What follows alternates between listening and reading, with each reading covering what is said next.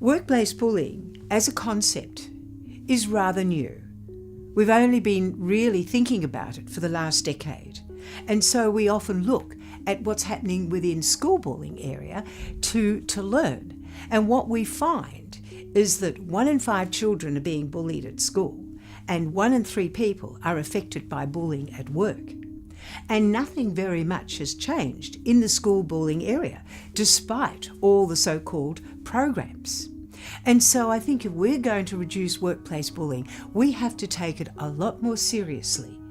And we have to start thinking about what is the actual damage to the organisation and to the poor target whose brain may never be the same. There's a growing body of American research showing that being ostracised by your peers is not only bad for your brain, but changes the brain. And in fact, people like Matthew Lieberman see it as a basic instinct to be part of a tribe. In fact, we know that if lions are excluded by their pride, they don't survive unless they find another one. So being part of a group at work and then suddenly not part, people turning against you, people being quiet when you walk in the room. If you're homesick because you've been bullied by the manager, nobody bothers ringing. Nobody sends flowers or balloons as they would if you had a physical accident. Nobody rings to say how you're going.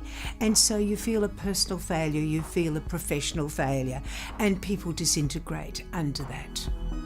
If someone feels they're being bullied, then they need to do a number of different things. First of all, they've got to take a record. Secondly, they can't dismiss it and say, oh, that's just John, or Mary's had a bad day. They've got to listen to their guts and listen to their survival instinct and do something. Now, that might mean reporting it to an appropriate person, going up to Mary or John and saying, don't know what happened yesterday, but I'm a bit confused. Perhaps you can explain why you yelled at me in front of customers.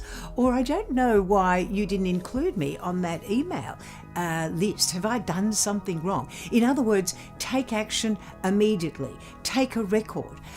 If it's affecting your health, go to your GP. See a psychologist. We can help you immediately.